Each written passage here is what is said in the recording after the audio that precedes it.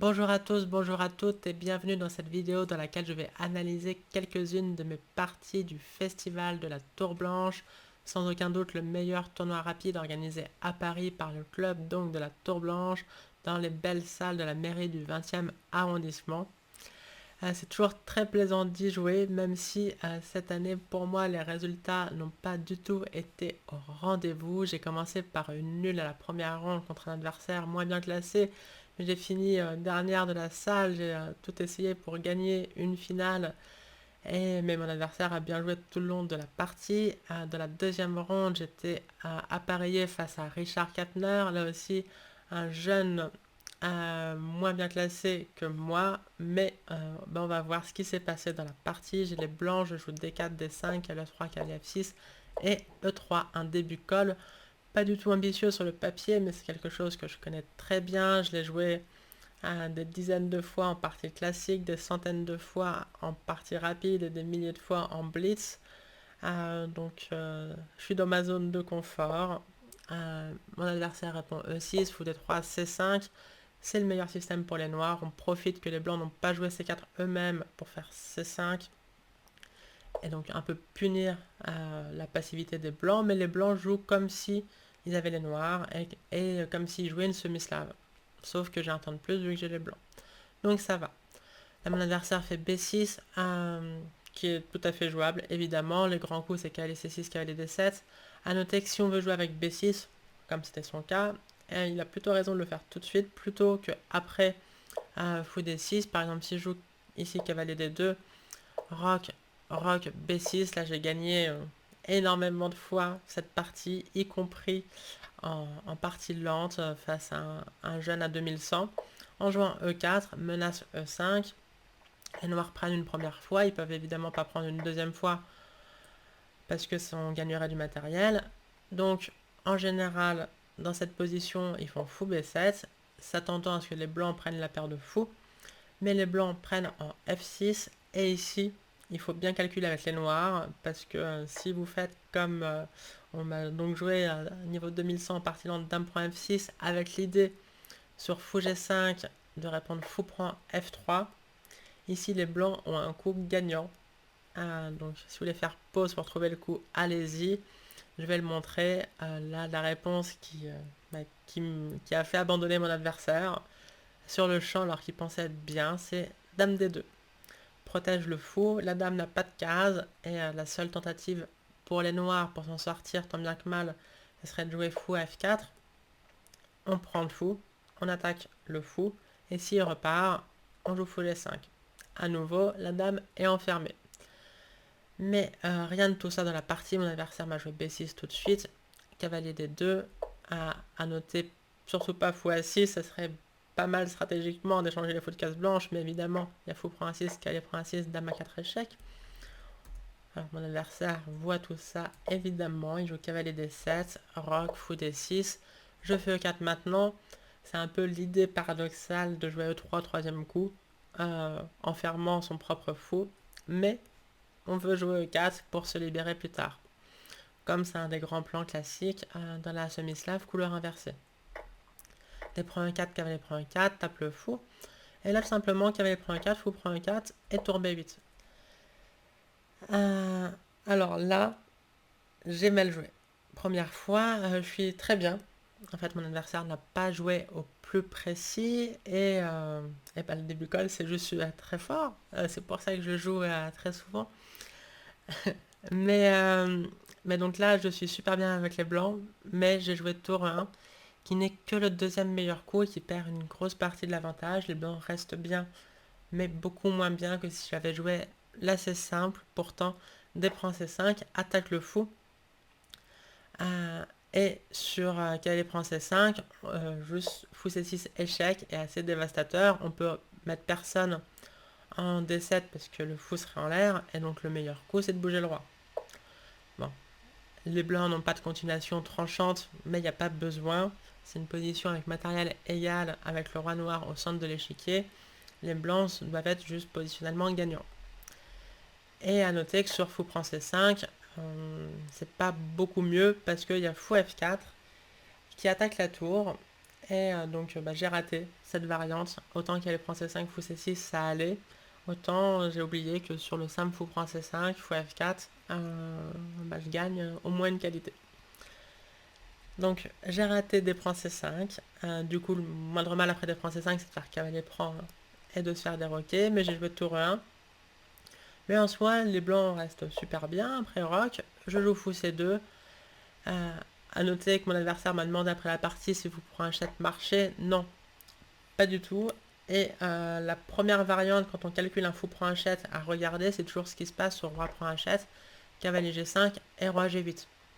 Parce que si vous calculez roi G6 en premier, vu que c'est souvent des variantes bien plus compliquées, vous risquez de passer énormément de temps dessus pour vous rendre compte que roi G8 réfute très simplement. Alors que roi G8, les variantes sont en général très simples. Si ça marche, on s'en rend compte très vite. Si ça marche pas, on s'en rend compte très vite. Et là, ça marche pas. Et on s'en rend compte très vite parce qu'après dame H5, les noirs ont un seul coup pour ne pas perdre. Il n'est pas très compliqué, c'est cavalier F6. Si le cavalier avait été ailleurs, les blancs auraient été gagnants. Là, on peut abandonner, on a juste une pièce de moins. Donc je joue pas fou prend H7, je joue fou C2. Et là, de mon expérience, en général, les noirs jouent un coup comme fou B7. Je réponds dame D3, menace mat. Donc peut-être le moindre mal c'est G6, mais je joue fou H6, c'est énorme initiative. Mais c'est encore mieux que de jouer G6 pour les noirs que de cavalier F6, parce que là, on fait fou G5. Et c'est vraiment la crise, on menace de prendre F6, de prendre un chat ensuite. Et sur G6, par exemple, D prend C5, on gagne une pièce ici. En cas de B prend C5, on dévie la dame par fou prend F6, dame prend F6 et dame prend D6. Et en cas de fou prend C5, on échange les dames et ensuite on prend le cavalier.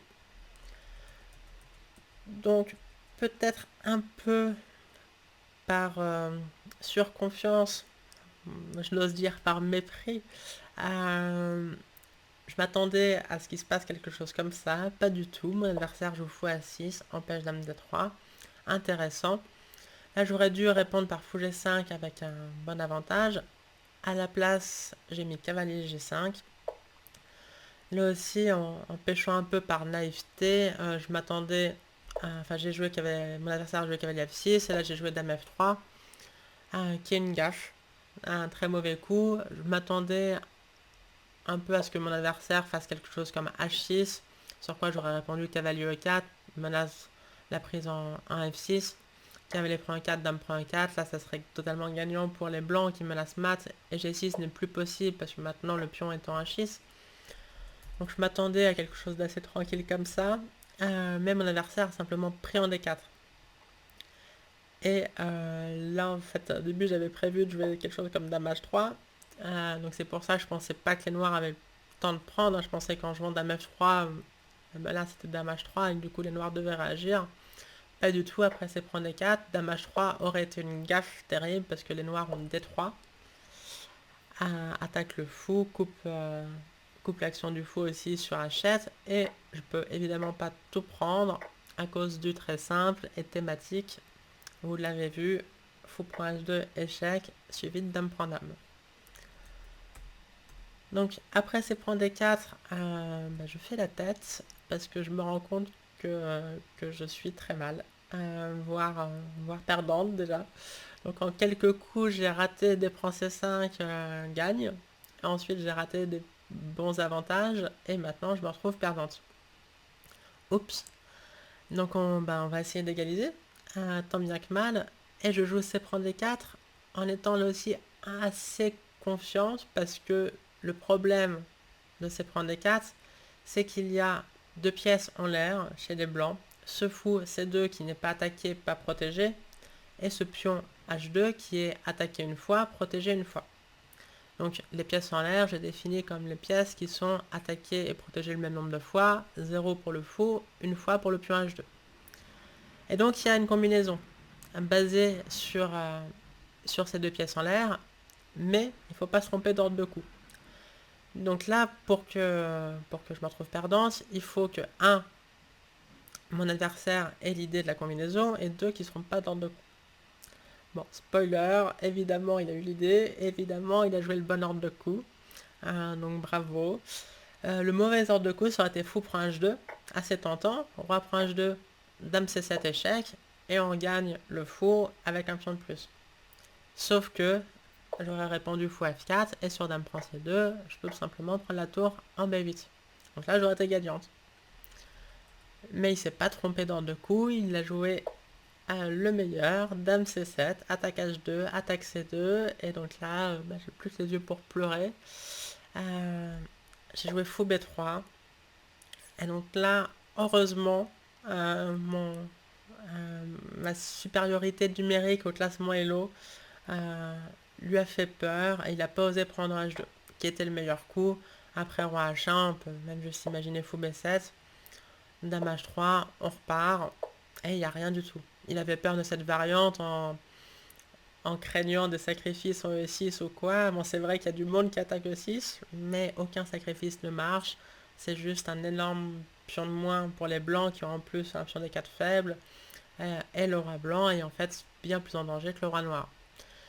Donc là, j'aurais été vraiment bien perdante. Mais il a joué fou C4, peut-être pour assurer le coup. Hein. Les noirs restent beaucoup mieux et puis avec aucune chance de perdre. Donc j'ai joué fou prend C4, dame prend C4, fou E3, enfin je me développe, dame D5, propose d'échanger dame, et là donc j'ai bail out, comme disent nos amis anglais, en finale. Donc évidemment, là à ce stade de la partie, je veux juste faire match nul. Hein. Il y a égalité matérielle, mais avec un mauvais fou et un pion faible en D4, il n'y a aucune chance de gain, même contre un adversaire censé être moins fort au classement Elo en tout cas. Pas vu les coups joués. Mais donc là, j'étais en mode bon, allez, on fait nul, c'est pas grave, le tournoi est encore long, c'est la deuxième ronde, j'ai fait nul la première, mais bon. Et en fait, c'est ce qui s'est passé, ça reste très solide. Les blancs n'ont en réalité qu'une seule faiblesse, le pion D4. Et donc, on a centralisé nos rois. F3 pour mettre les pions sur case blanche, évidemment, avec le fou de case noire, il faut mettre les pions sur case blanche. F5, il fait pareil.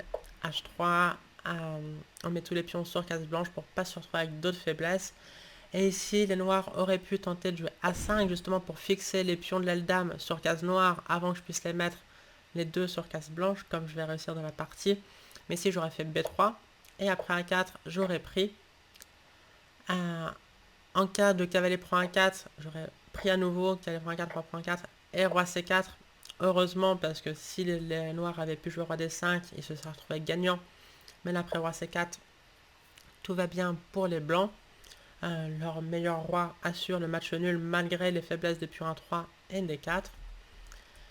Mais sur B prend A4, les blancs ont certes deux faiblesses, ça va pas, mais les noirs ont le pion très faible en A4, au moins aussi faible que chacun des pions blancs. Et en fait, le cavalier C3 fixe le cavalier B6 à la défense de ce pion. Donc cette variante va tout à fait pour moi. Mon adversaire a préféré jouer cavalier D5. Cavalier prend D5, roi prend D5. Donc là maintenant, il a le meilleur roi et la faiblesse en D4. Si je me laissais fixer les pions de l'aile dame sur case noire, ça pourrait vraiment être perdant. Même probablement perdant, je dirais. Mais le temps qu'il a dépensé à jouer cavalier D5 et roi prend D5, il l'a pas dépensé à fixer les pions de l'aile dame, et du coup j'ai pile le temps de faire B3 et sur A5, A4. Et ici mon adversaire a joué B4 et proposé nul, ce que j'ai évidemment accepté. Il n'y a strictement rien à faire, ni pour l'un ni pour l'autre. Une seule faiblesse chez les blancs que je peux défendre, ou alors je peux même, par exemple si je joue, là j'aurais fait fou F4, et je peux même menacer de m'attaquer à la faiblesse des noirs plutôt que de défendre passivement. Et les noirs feraient bien par exemple de jouer fou D8, et après sur fou B6, je défendrai par fou E5, et il n'y a strictement rien que on puisse faire, par exemple fou E5, G6, je joue un coup d'attente, il attaque, je joue un coup d'attente, et il n'y a rien à faire ni pour l'un ni pour l'autre.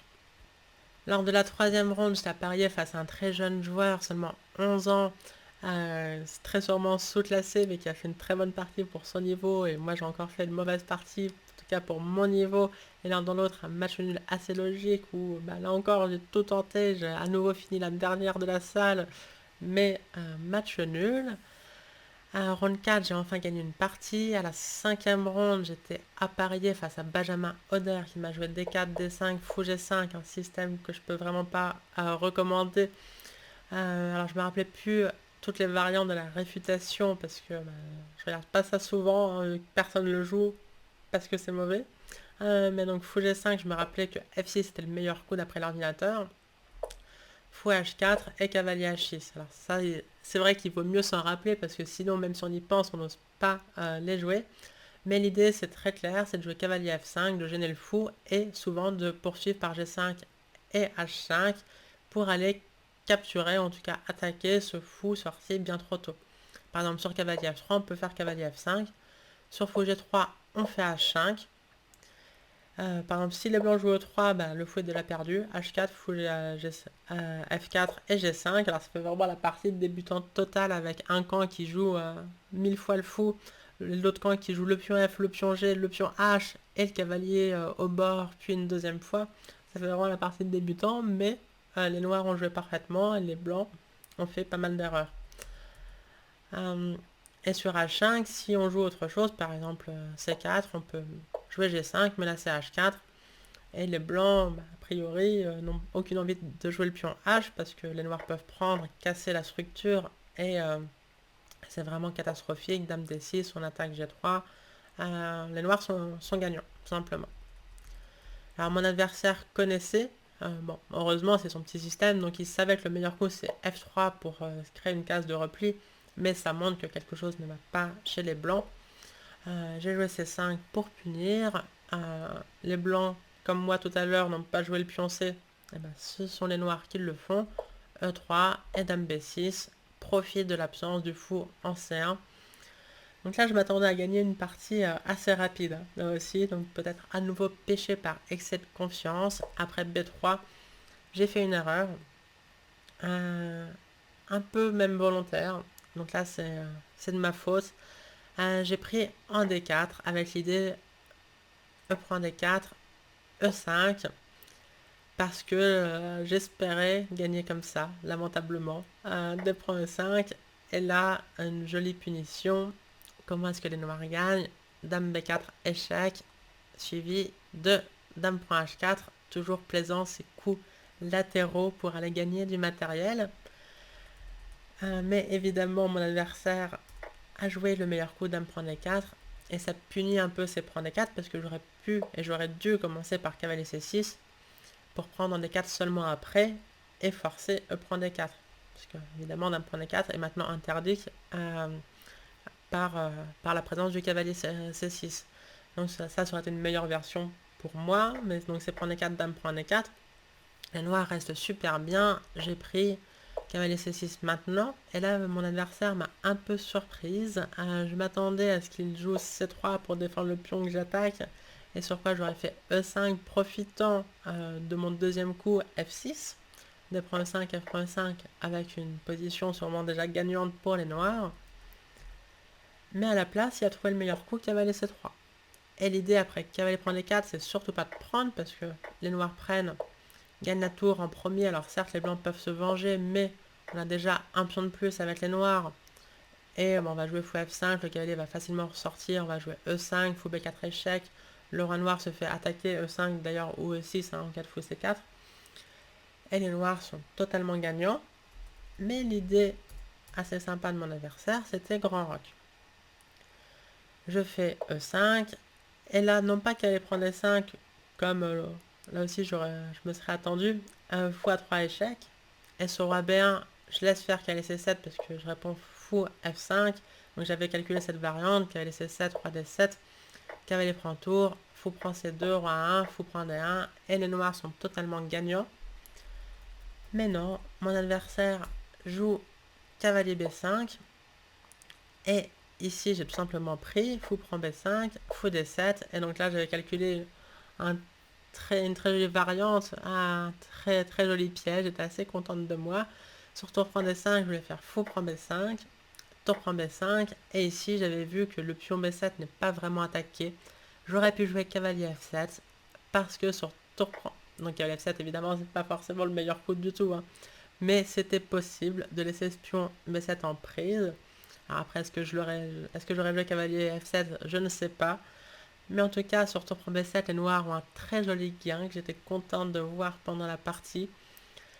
Comment est-ce qu'on gagne avec les noirs? Alors si vous voulez faire pause, allez-y, mais sachez qu'il y a une seule idée gagnante, mais deux ordres de coups, mais qu'il y a un de ces ordres de coups qui perd pour les noirs et l'autre qui gagne. Donc faites attention, si vous croyez avoir vu l'idée, vérifiez bien que vous avez le bon ordre de coups.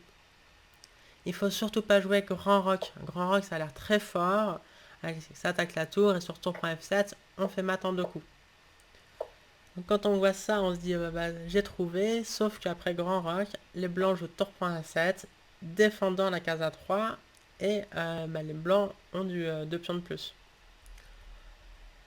Donc à la place, sur tour B7, on fait fou A3 tout de suite. Sur roi D2 ou D1, c'est grand roc avec échec. Toujours assez plaisant. Et sur roi B1, grand roc attaque la tour et menace mat. Pas de solution. Mais alors, rien de tout ça. Mon adversaire sur fou D7 a tout simplement pris. J'ai repris. Tour prend D5. Roi E6. Tour D1. Bon, etc. La position est stratégiquement gagnante pour les noirs. J'ai même eu un énorme avantage à la pendule avec quelque chose comme un moment 5 minutes contre seulement le rajout de temps qui devait être de 3 secondes par coup. Mais malgré tout ça et la différence Hello, je n'ai encore pas réussi à gagner et donc quatrième match nul en 5 parties. Alors ensuite j'ai réussi à gagner 2 parties d'affilée quand même. Et arrive la 8e ronde, je joue Ronan l'échelle, j'ai les blancs, je refais un système call, cette fois-ci sur G6, donc système soit est-indien, soit Grunfeld, et cavalier D2 pour les blancs, menace E4. Donc si les noirs jouent fou G7, on est maintenant dans la pirque, hein, comme si les blancs avaient joué E4 au premier coup. Les noirs E4, D6, D4, cavalier F6, cavalier D2, G6, cavalier F3, fou G7, par exemple, ça serait l'ordre de coup de la pirque. Et si les noirs ne veulent pas laisser ça, ils doivent jouer D5. C5 est aussi possible, mais D5 est le coup traditionnel. Et E3, et on est retombé dans un système call. Fou G7, en général, les noirs veulent jouer C5 et en fait faire comme s'ils avaient joué une catalane, mais couleur inversée. Et donc j'empêche C5 en jouant B4.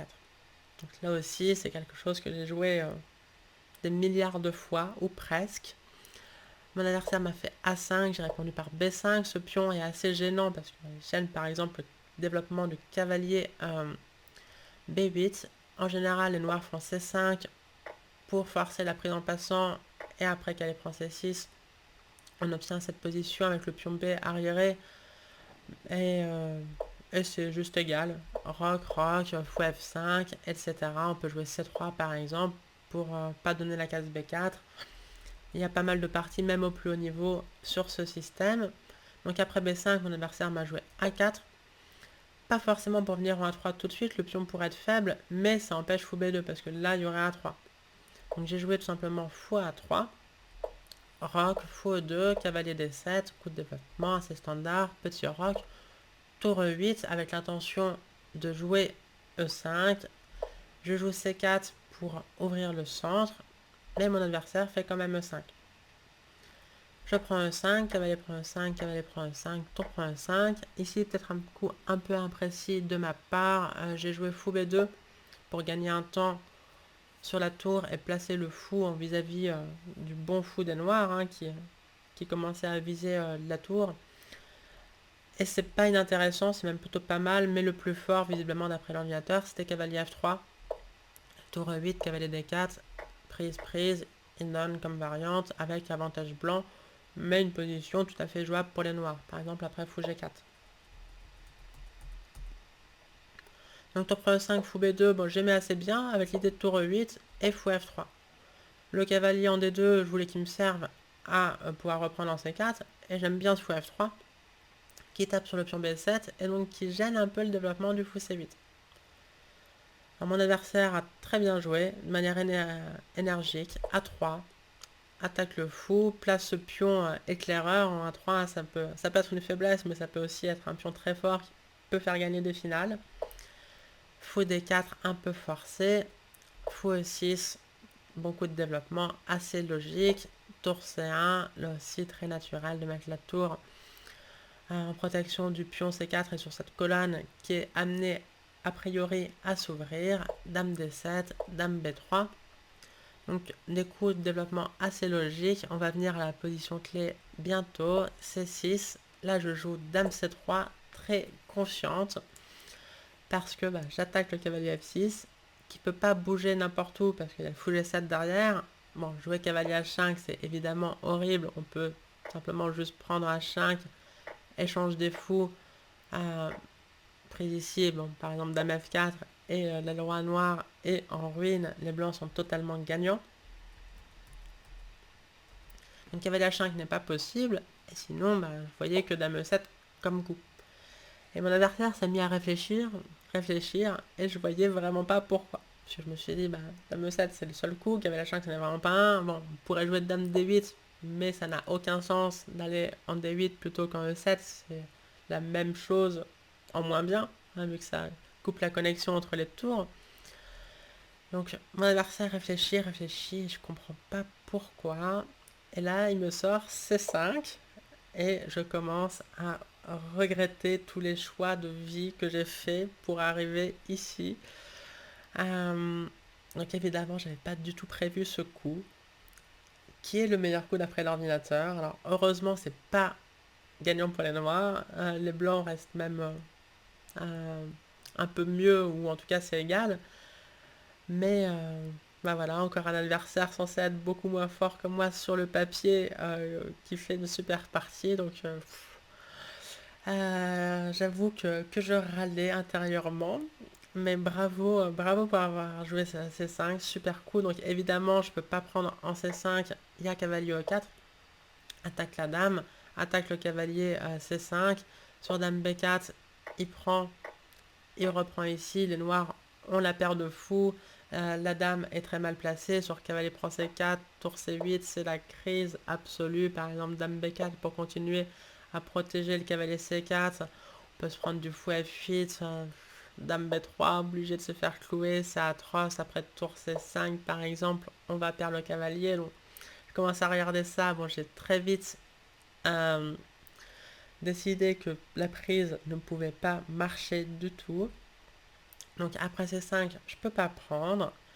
Du coup, il ne reste plus grand chose. Il faut jouer fou prend F6. Et donc l'idée très belle de mon adversaire, c'est de jouer D4. Donc j'avais compris après C5, mais je trouve que c'est vraiment très fort d'avoir cette idée, alors qu'on ne sait pas qu'elle existe, de répondre à dame C3 par C5 avec l'idée prise et D4. En sachant qu'en plus, le pion C5 était aussi en l'air. Donc vraiment bravo à mon adversaire. Là, je me suis trompée. J'aurais dû faire le moindre mal. Fou prend D4, C prend D4, E prend D4, fou prend D4 avec un pion de plus pour les blancs, mais c'est vraiment pas une position que je souhaitais avoir. L'ordinateur il dit que ça va pour les blancs, il met genre plus 0,20. Les blancs sont très légèrement mieux.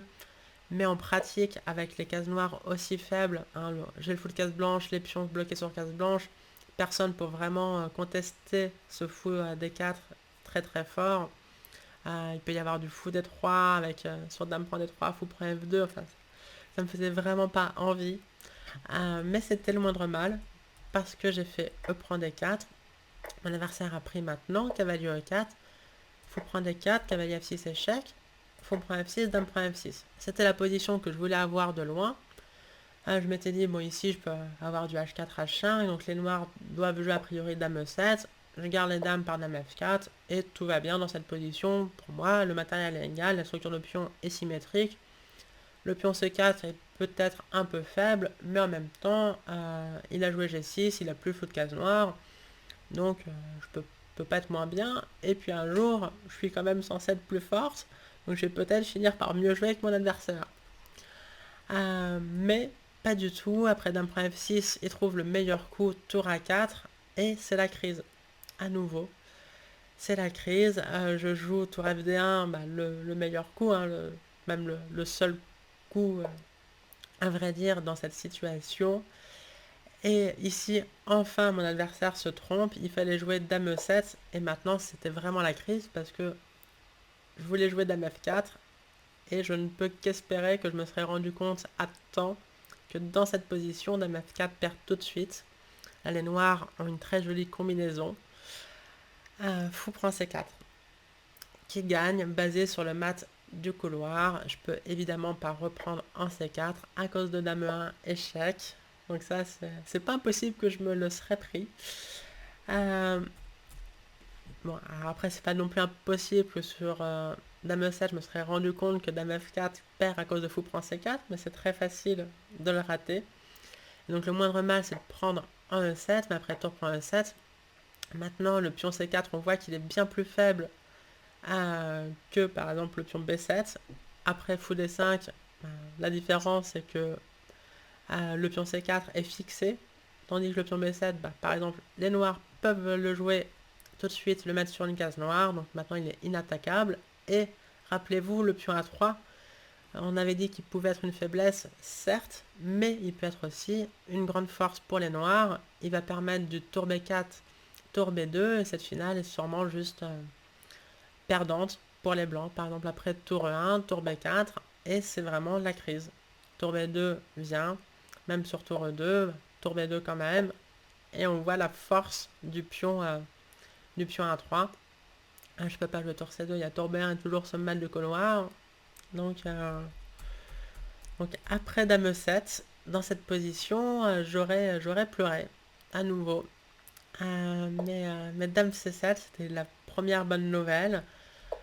Faux D5 et j'ai enfin égalisé avec les blancs après 25 coups contre un adversaire censé être beaucoup moins fort au classement Elo. Fou prend D5, c'est prend D5 et là à nouveau une bonne nouvelle, tour F4 qui est une gaffe. Enfin, bon, si les blancs n'avaient pas le meilleur coup, ça aurait été un très bon coup pour les noirs, mais c'est réfuté en un coup. Alors qu'est-ce que j'ai joué pour gagner cette partie? Je pense que vous l'avez vu, vous aussi, c'est D6. Coupe la connexion entre la dame et la tour. La dame n'a pas de case pour continuer à la protéger. Et évidemment, sur tour F6, D prend C7. Malheureusement pour les noirs, là c'est vraiment manque de chance. Il n'y a pas tour C6. Le pion B5 contrôle cette case. Et on peut rien faire pour empêcher tour D8. Sur tour C8, tour D8 vient avec échec. Gagner la partie. Et donc sur D6, mon adversaire a abandonné. Ça, c'était la 8e ronde. 9e ronde, j'étais enfin appareillé face à un joueur mieux classé que moi, Jovan Gatino, que j'avais battu dans un rapide quelques mois plus tôt. Donc j'étais pas mécontente de l'affronter en soi. Mais bah, il a fait une excellente partie. Moi, j'ai encore joué à mon niveau durant ce tournoi, donc pas terrible. Et en bon français, on peut dire que je me suis fait déchirer. Ouais. Donc voilà, 6 sur 9 avec 4 matchs nuls, une défaite contre le seul joueur mieux classé que j'ai affronté. Plutôt un tournoi à oublier du point de vue échiquier, mais j'espère que ces quelques parties et bribes de parties vous ont quand même plu. Et si moi, leur analyse m'a fait progresser, j'espère que vous aussi. Voilà, je vous souhaite une bonne fin de journée ou une bonne fin de soirée et je vous dis à très bientôt. Ciao!